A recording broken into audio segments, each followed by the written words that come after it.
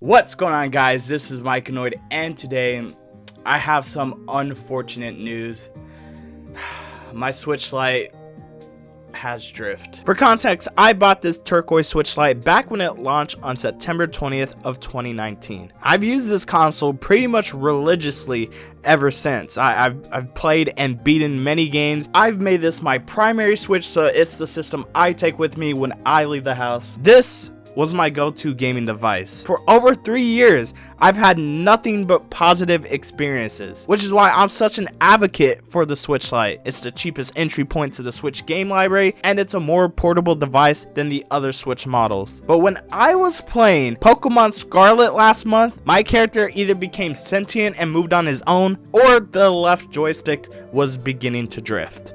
Unfortunately, it's the second option, by the way. Now, why is this happening? Basically, Nintendo Joy-Cons experience drift due to the faulty hardware of the joysticks Nintendo decided to use. There's a metal frame in that joystick that starts to loosen over time, which causes imprecise contact. You can also get dust in these joysticks that cause drifting even more, but I mean, most likely it's just the hardware getting worn out. Now, as you can see, Joy-Cons and the Switch Lite use the exact same joysticks. Therefore, the Switch Lite can have the same issues. And for me, I have those issues. So today, I'm going to do the necessary repairs to fix this, and I'll show you how. Basically, we're going to open the Switch Lite and replace the broken joystick with a brand new one. You can buy a new joystick off of Amazon for $6, so it's pretty cheap. You'll also need some tools. You need a tri-wing and Phillips head screwdriver, a pair of tweezers, and some sort of separating tool, or even an old gift card should work. So I'm actually going to do 2 repairs. Here I have the blue Switch Lite that I bought used. It doesn't have drift, but the left joystick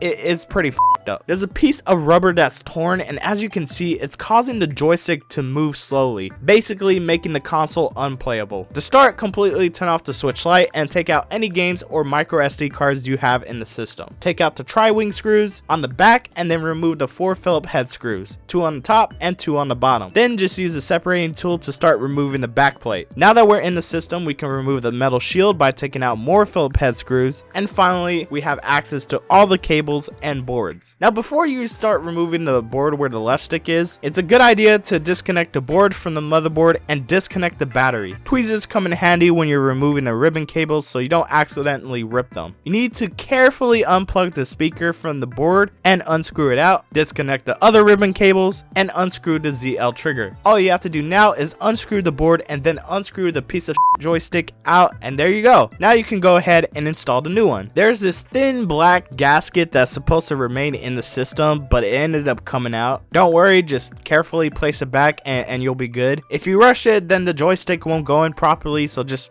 take your time with it. Once the new joystick is in, go ahead and put everything back. Just remember to organize your screws so they'll go into the right place, and remember to put everything back because I forgot to put the D-pad back. Once everything is back into place, go ahead and turn on the system and test everything out to make sure your system is working properly, and thankfully everything turned out great. I went ahead and did the exact same process with my turquoise Switch Lite. The process took a little bit quicker since I know what to do, and it actually went better because I had a much easier time removing the back plate from this Switch Lite than the blue one, probably because of how dirty the blue one was. Once I replaced the joystick, I went to the settings to check the collaboration of the stick, and just like that, there's no more drift. So overall, this was an easy operation. It only took me about 30 minutes each to repair both systems, and I'm happy that I have working Switch Lite systems again. Now obviously, if Nintendo made better joysticks, we wouldn't have to play Operation without consoles to begin with. But unfortunately, we live in the timeline where Nintendo didn't choose to quality test their products, so we gotta do what we gotta do. Now, I know I just covered the left joystick repair, but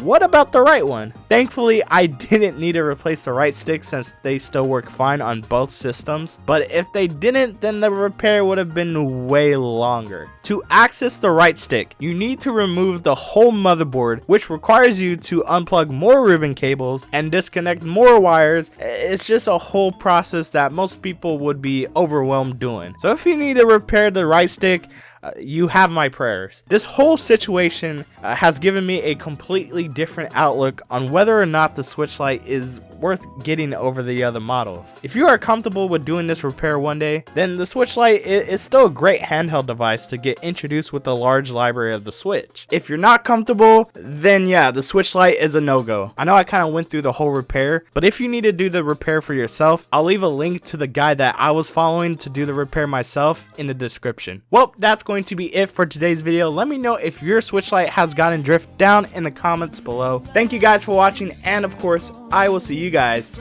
in the next one. Take care. Now I got a cool little fidget toy.